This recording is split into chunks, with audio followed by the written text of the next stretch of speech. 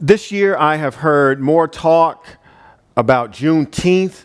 I have seen more news stories about Juneteenth than any other time that I can remember, and that's a good thing. Juneteenth, the combination of June 19th, is the celebration commemorating the time when the Union General in Galveston, Texas, arrived and emancipated the enslaved black people. He made emancipation a reality because he delivered the news that the Civil War is over. Historian Henry Louis Gates Jr. collects stories from Juneteenth, and one story is that of a woman named Susan Merritt, a formerly enslaved woman who remembers seeing many black men hanging from trees, their bodies swinging from trees by the Sabine River. White people stood on the banks of the Sabine River, shooting black people in the back as they tried to swim across the river from Texas to Louisiana. Black men today are still victims of deadly gunshots in the back 155 years later after Juneteenth. Another story that Dr. Gates lifts up is the story of Katie Darling, who worked for her former mistress, a de facto enslaved person, for another 6 years after the end of the Civil War. Katie said, "My mistress whipped me after the war just like she did before the war." Black women today are held in the slavery of our prison system, forced to give birth while shackled to a metal bed. In another story, Harriet Smith of Hays County, Texas, said she was 13 years old on Juneteenth, and she and her best friend at the time, also 13 years old, sat on a fence watching the Union soldiers ride into Hays County. And our sister said that her best friend jumped up, ran to one of the Union soldiers, and went off to be with him, never to be seen again by her family and friends. Her family and friends decided to stay on that same Texas plantation working, while that 13-year-old girl went somewhere up north. Family choosing separation. When you look at all these stories about Juneteenth near the end and after the Civil War, many enslaved people at that time referred to the Civil War as the breaking up of slavery.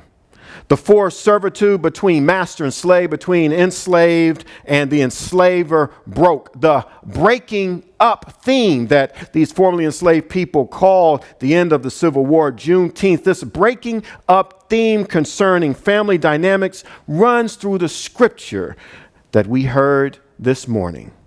Sarah, Abraham's wife, has him cast out into the wilderness, the desert, the African slave woman Hagar, and his own flesh and blood, his own child named Ishmael. Now, God promised Abraham and Sarah a child long ago. Both thought that God moved too slowly. They said, even though God promised us a child, we need to help God out because we think God has forgotten about us. So they took fate into their own hands. Sarah and Abraham decided that he should marry her Egyptian servant Hagar and have a son in order to help out God's plan. So Abraham and Hagar have a half Syrian, half African son named Ishmael. Sarah and Abraham decide to send Hagar away to the desert twice. The first time when Hagar was pregnant. And in the midst of her pregnancy, in the desert, in the wilderness, an angel appeared to Hagar saying that you are having a son and you shall name him Ishmael. And his name Ishmael means God hears. Hagar was so overjoyed to receive that news that in the midst of that, she becomes the only person in the entire Bible to name God.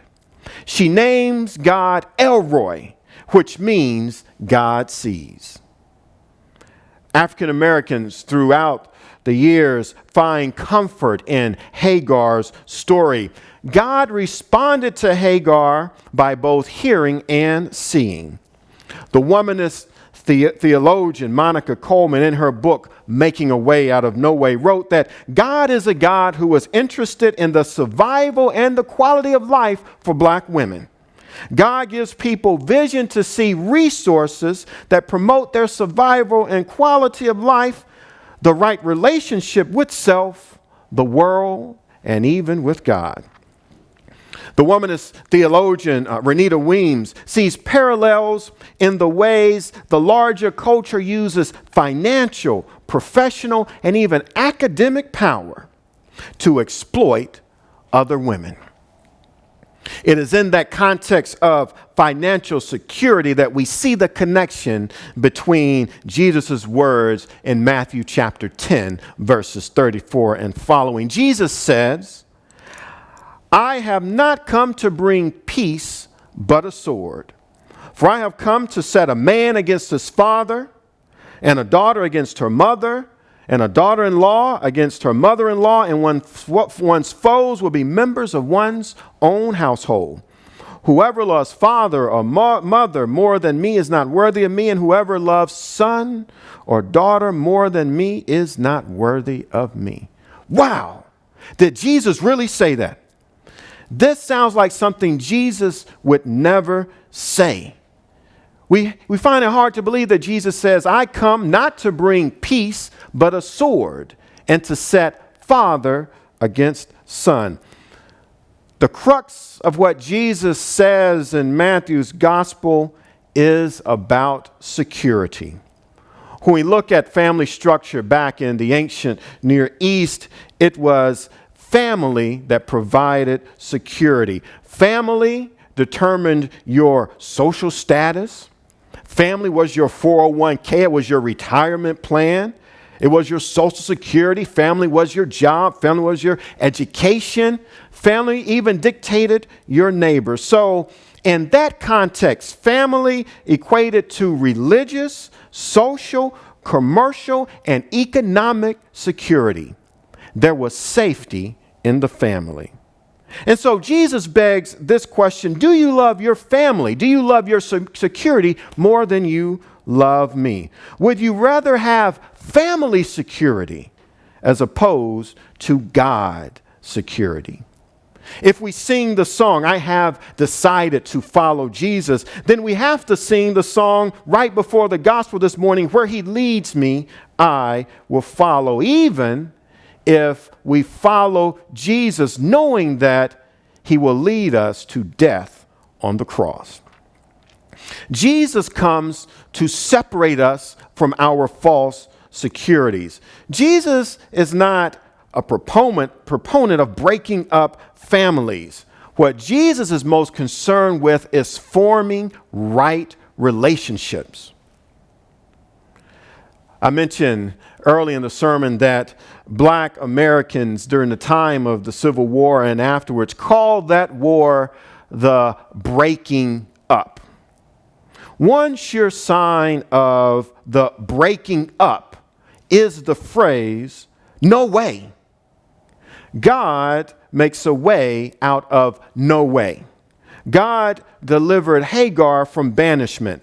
The modern Egyptian theologian Wadi Elisha calls God the one of resistance, human dignity, and new beginnings in unfamiliar or challenging circumstances.